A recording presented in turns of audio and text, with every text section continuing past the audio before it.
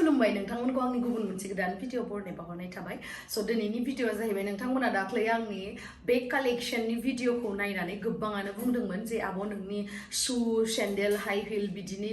कालेक्शनखौ दिन्थि बिदि होननानै आंनावथ' एसेबां गैया अब्लाबो आं जाखिनि दङ बेखौनो दिन्थिनो नाजागोन स' नोंथांमोना जुदि आंनि भिडिअखौ नायनो इन्ट्रेस्टेडब्ला नायलांबाय थादो ना मा होनो थुदो बिदिब्ला आंनि भिडिअखौ स्टार्ट खालामनोसै चलो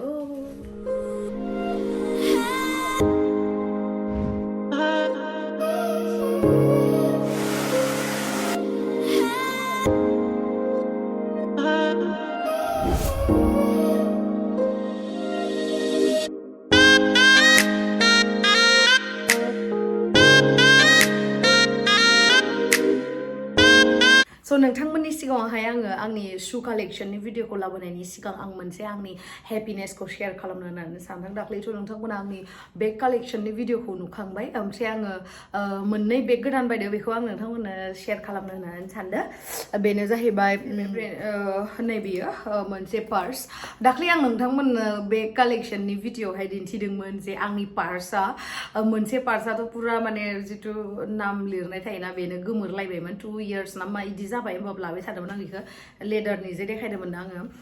बेखायनो आं सानबाय मा मोनसे पार्सखौनो मोनसे लानोसै बिदि होननानै पुरना जाबायमोन नालाय ओमफ्राय नैबेखौ लानानै फैदों आङो माबायदि नुदों नोंथांमोना कमेन्ट सेक्शननि गेजेरजों खोन्थाहरदो आरो मोनसे दङ मोनसे बिदिनो ट्रेभेल खालामनायाव बिराद मोजां जायो बेबायदि गिदिर बेगा माबायदि मोनखो नोंथांमोना खिथाहरदे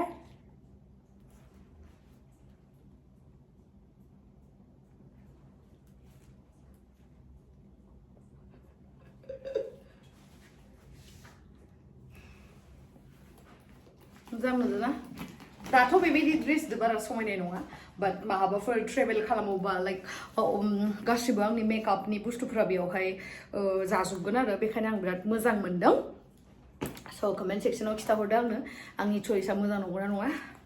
स' दायो दिन्थिनोसै आं नोंथांमोननो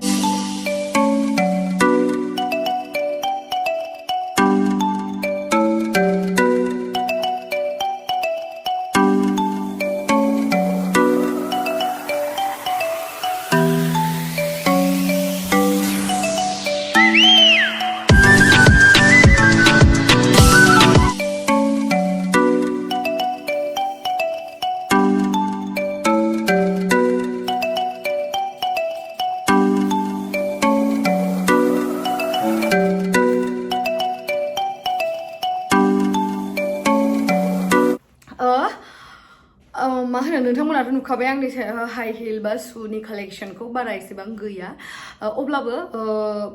बेबायदि दिन्थिबाल' नोंथांमोना गोजोननाय नङाना बेखायनो आङो मा सानखो सासे मडेल बिराद सासे समायना मडेलखौ आं दिनै हायार खालामनो होननानै सानदों मानो होनोबा आंनि बिराद दुखुनांथाव मोनसे खोथा मा आंनि आथिंनि मोननै आसि बिमाया आसुगुरा गजोब्बाय प्लास्टिकनि गलाब बिबारनि शुटिंआवहा बै रेड कालारनि माबा गानदोंमोन ना आङो नैबेखौ गोसोआव दङ ना रेड कालारनि नैबेखौ बुटखौ गानदोंमोन ना बुट्सखौ गानदोंमोन ना आङो ओमफ्राय बेखौ गाननानै आंनि आथिंनि आसुगुरा मोननैबो गबाय गनानै दासो इसां रज'हांदों बेखायनो आं लाजिदो ओंखायनो आं खोबथेनायखौल' गाननानै देखायगोन आरो ओमफ्राय सासे मडेल हायार खालामनानै लाबोनाय जादों बिथांखौ माबानिफ्राय USA निफ्राय बिथांखौ आं दायो इन्ट्रडाक्सन होनो थाखाय फैनो थाखाय खावलायनाय जाबाय फैदो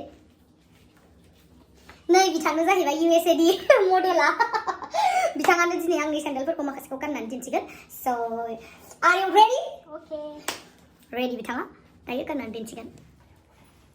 स' दायो नै फार्स्टआवनो आं दिन्थिनोसै नैबेखौहाय बेखौ आं दासिम खेबसेबो गानाखै नैबेखौहाय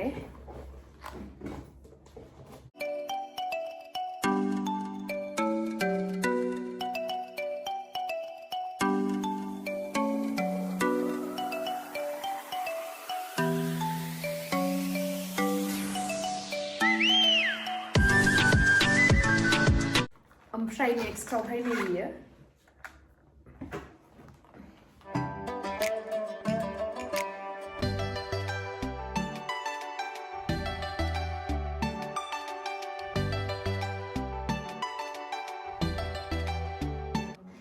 ओमफ्राय नैबेयो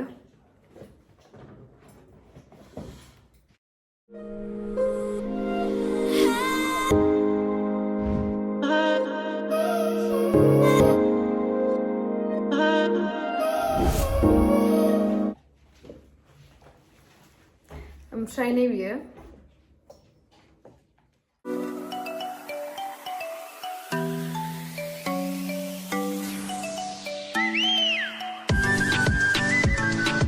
ओमफ्राय नैबेयो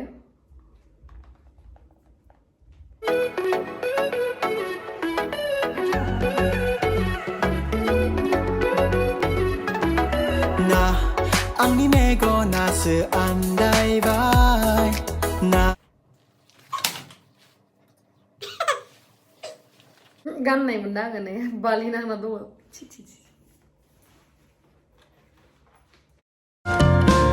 लामाजों फैनाय सोरबा खानाय गोजा आगसि आगदा फेदेबनाय जानजि नोंनि ओमफ्राय दायो फार्स्टनिया जोब्बाय ओमफ्राय नेक्स्टआवहाय नैबेयाव फैनोसै जोङो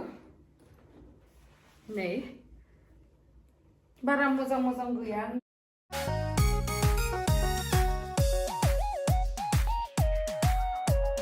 प्लास्टिकनि गलाब बिबार दाजा नों आगै दुंनाय मोननायजोंनो गलिलांनाय साइज दङ खोमा मिथिला आं इदि खालामनो बासोलै ओमफ्राय नैबेयो व्हाइट कालारनिया खाथियाव लाबोना देखायबाय ना आंनि मेगनासो आन्दायबाय ना नोंनि गाननायासो थगायबाय ना नोंनि महरानो समायना नैबेयो लामाजों फैनाय सोरबा खानाय गोजा आगसि आगदा फेदेबनाय जानजि नोंनि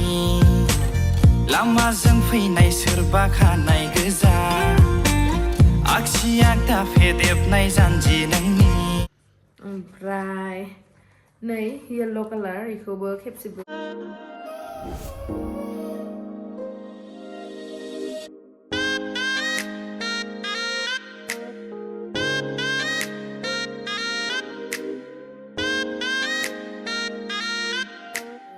आङो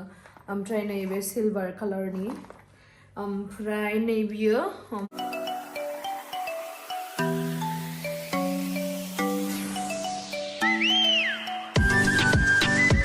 ओमफ्राय बियो एसे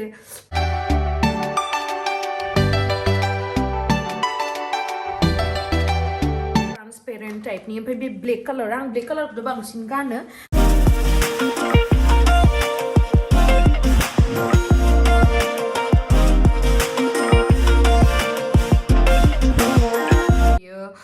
येल्लो नियन कालारनि नैबेयो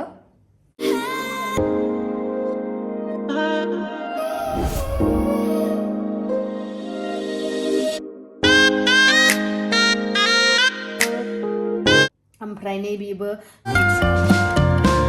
लामाजों फैनाय सोरबा खानाय गोजा आगसि आगदा फेदेबनाय जानजि नोंनि ओमफ्राय नैबेयो लाइट पार्पल खना खनाजों नायलांनाय नोंनि मेगन थाइनै ओमफ्राय उनथिंनिफ्राय दिन्थिनोसै आङो नैबेयो आंखौ देखायबा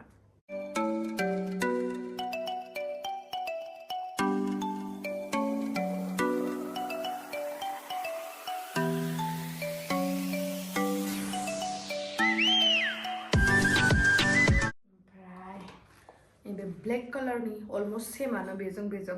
आंनि साननो रोंला गोसोआथ' आंनि आं नोंनि अनगा गुबुननि गाननाय जोमनायाबोथ' नोंनि मा बुंबावनो गोसोआ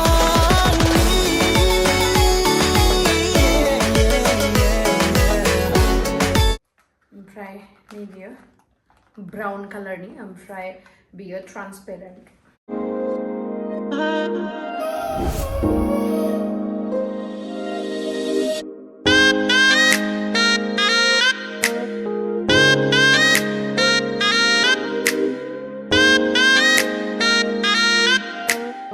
बेबायदिखौ आं बिराद बिराद मोजां मोनो ब्लक हिलनिखौ माने कम्फर्टेबल जायो आरो नै बियो माबानि गोल्डन कालारनि आं दख'नाफोरजों बांसिन गानो बेखौ दसेनो बैजों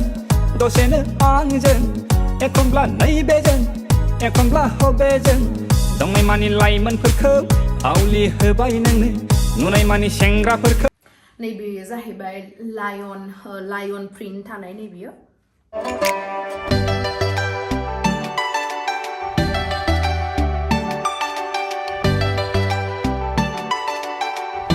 नै बेबायदि टाइपनि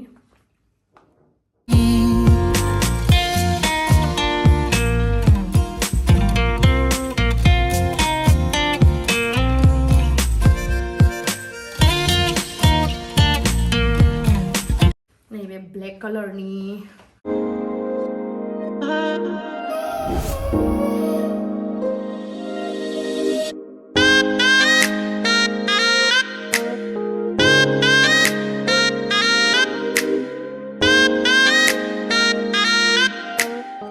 ओमफ्राय नैबेयो पीच कालारनि नै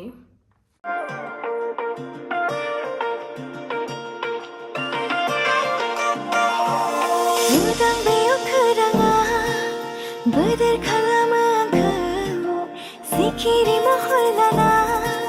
नै बियो बिराद मोजां बियो बिराद कम्फर्टेबल आरो माबा पेन्सिल हिलबाबो बिराद मोजां आरो ओमफ्राय नैबे सिगांथिं ट्रान्सपेरेन्ट बिदि उदां बेयाव खोराङा बोदोर खालामो आंखौ सिखिरि महर लाना बिरबायनो गोसो जाहोयो आंखौ बिदि ब्राउन कालारनि बुट्स आं खेबसेबो गानाखै बेखौहाय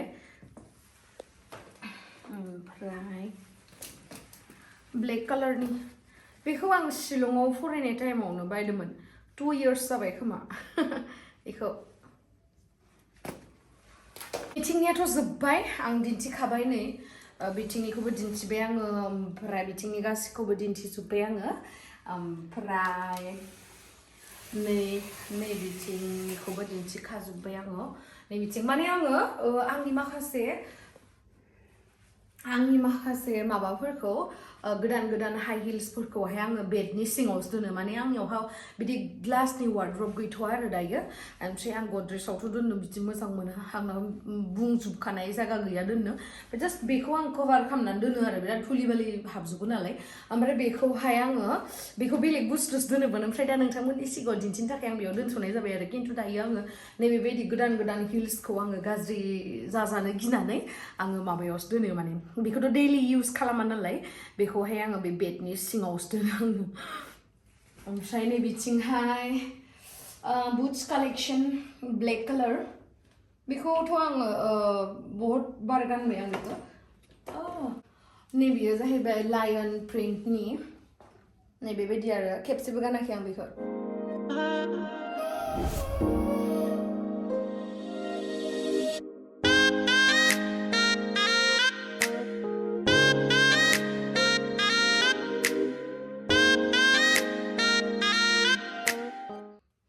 ओमफ्राय नैबेखौ आं बहुत बार गानबाय बेयो जाहैबाय प्लास्टिकनि गलाब बिबारावहाय नोंथांमोना नुदों जानांगौ फार्स्ट शटआवनो बेखौ रेड कालारनि बे बुट्सखौ गाननाय दङ बेनि थाखायनो आंनि आसुगुर मोननै बिमायाबो गदों दुखु जायो आं ओमफ्राय आंनाव बांसिनानो लायन प्रिन्टनि नुगोन आरो नोंथांमोना ओमफ्राय नैबेबो बिराद मोजां गाननो आं बिराद गोबाव जाबाय बेखौ गाननाया 1-2 years जासिगोन खोमा बेबो ओमफ्राय नैबेयो पुमानि बेयो मा कालार होनगोन बेखौ एसे नियननि आरो जोंनाय ओमफ्राय नैबेयो बेफोर नैबे ओमफ्राय नैबेखौ बे जराथामखौ आं माबायाव बायदोंमोन डिकेटलनाव ओमफ्राय बे एसे मैला जाना दङ नै बेखौ आं माबायाव बायदोंमोन दिल्लीयाव माबा ब्रेन्डेड नङा अब्लाबो नियन कालारखौ मोजां मोननानै बिराद बायदोंमोन आङो नियन कालारखौ ओमफ्राय नै बिथिंहाय बेथ' दाखालि माबायाव गानबाय आङो बेखौ मा होनो बे उदां बे अखोरां होननाय आंनि गोदान मिउजिक भिडिअआवहाय नोंथांमोना नायदोंना नायाखै मिथिला आं लिंकखौ डिसक्रिपसनाव होनानै दोनगोन बेयावहाय गानबाय आङो ओमफ्राय नैबे भिडिअखौ बिराद गाननो मोजां मोनो आङो दा धुला जालायना दङ नैबेबायदि बिराद कम्फर्टेबल आरो बेबायदिया पानसु टाइपआ ओमफ्राय नैबे दङ माने फ्लेट सेन्डेल नैबेबो ओमफ्राय नै रेड कालारनि ओमफ्राय आरो नैबेखौ आं माबायाव गानदोंमोन दासिमबो दङ आङो लोगोरियावबो गानदोंमोन नैबेखौ ओमफ्राय माबायावबो गानदों रिफि माबाजों हिरकजों जे खालामदोंमोन ना बेयावहायबो गानदों आङो रिफियाव ओमफ्राय बिनि उनावहाय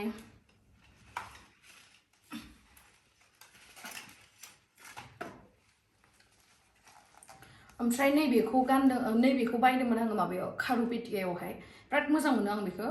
सिलभार कालारनि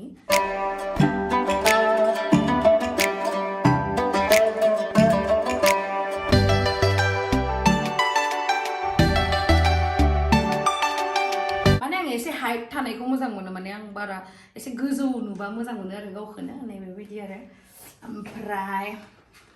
नैबेयो सिम्पल एसे हाइट थानाय ओमफ्राय नैबेयो जाहैबाय आं बेखौ सहमाव बायदोंमोन बिराद मोजां बेबो मोनसे दख'नाफोरजों आं बिराद गानबाय बेखौ ओरैनो माबा श'फोराव थांनायावहाय लामाजों फैनाय सोरबा खानाय गोजा आगसि आगदा फेदेबनाय जानजि नोंनि लामाजों फैनाय सोरबा खानाय गोजा आगसि आगदा फेदेबनाय जानजि ओमफ्राय बेथिं दङ नैबेबो बेयो ब्राउन कालारनि नै बिराद मोजां एसे आं नोंनि अनगा गुबुननि गाननाय जोमनायाबोथ' नोंनि मा बुंबावनो गोसो आंनि साननो रोंला गोसोआथ' आंनि आं नोंनि अनगा गुबुननि गाननाय जोमनायाबोथ' नोंनि मा बुंबावनो गोसो हिल आरो ओमफ्राय नैबेबो बे जाहैबाय केटवाकनि नैबेयो ब्लेक कालारा आंना गासैबो ब्लेक कालारा केटवाक ब्रेन्डनि आरो बियो ब्लेक कालारा ओमफ्राय नैबेयो आङो शिलंआवनो बायदोंमोन धुलि जाना दङ खेबसेबो गानाखै आं बेखौ बाट बोरायलांलायलायबाय 2 इयार्ससो जाबाय आरो ओमफ्राय नैबेयावहायबो नै पानसु दङ आरो बेफोरबायदि ओमफ्राय नैबेयो बेसेबांनि मिथिबायना बे अनलि 150 ना 200 लादोंमोन बिराद मोजां आरो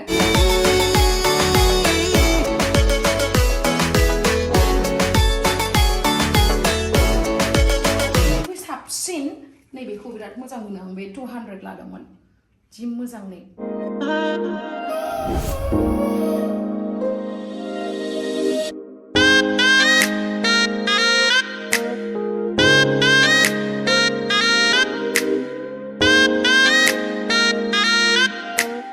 आरो बाखिखिनिखौ दिन्थिला आङो एसे पुरना आरो आं नोंथांमोननो दिन्थिबाय जा हायो स' नोंथांमोना माखौ मोजांसिन मोनखो शुनि भितराव बा हिल्सनि भितराव आंनाव एसेबां बिदि ब्रेन्डेड कालेक्शन गैया आं बांसिन अनलाइन आरो मोनफा मोननै बिदि ब्रेन्डेडफोरा मोनफा मोननैल'सो एसेबां गैया आं माने स्ट्रिटआवनो बांसिन शपिं खालामो आरो मालाबा मलावहाय स' बांसिन आङो अनलाइनाव खालामो नोंथांमोना बोरै मोनखो आरो माबेखौ फेभरेटसिन मोनखो बेखौ कमेन्ट सेक्शननि गेजेरजों खोन्थाहरदो स' थेंक इउ स' माच गाइस आंनि भिडिअखौ जोबजासिम नायनायनि थाखाय लाभ इउ बाय बाय